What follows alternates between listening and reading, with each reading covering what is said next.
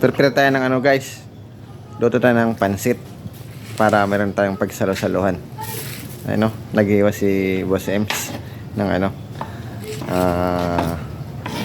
vegetable saka ano bawang, sibuyas. Ayan. Para meron tayong ano mamaya pag salo-saluhan.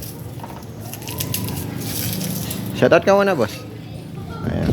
Hi, good evening everybody.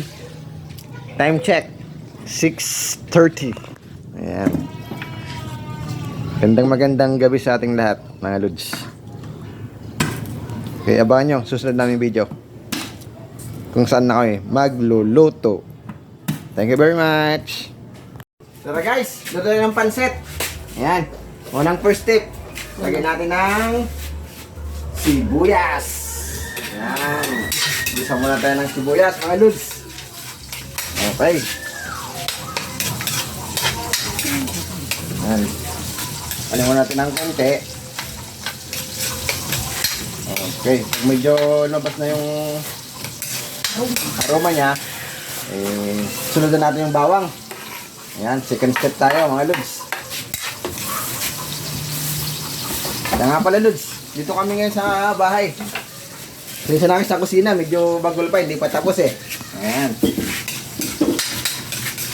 Habang pinupunchata natin, pinuhugasan natin yung ano, yung manok, pangsawag natin. Ayan. Para meron tayong salo-salo. Ayan, hugas-hugas muna ng manok. Ayan.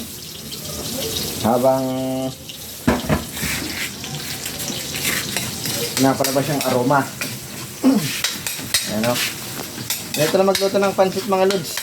Basic. Pag gusto, may paraan. Pag ayaw, may dahilan. Mga Lods. Ayan. Kunti pa. Tapos, pag medyo okay na, lumabas yung aroma niya, sunod na natin yung chicken. Ano? Ayan. Sinsya na kayo, Lods. Ito kasi yung alam kong pagluluto ng ano eh, pansit eh. Baka mas magaling kayo, turuan nyo ako.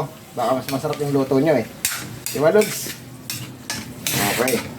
Tapos, takpan natin ng ano para maluto siya sa sarili ng mantika. Yan. Oh, Lods, ito na yung niluto natin yung pansit, oh. Tara, takawan time! Geng!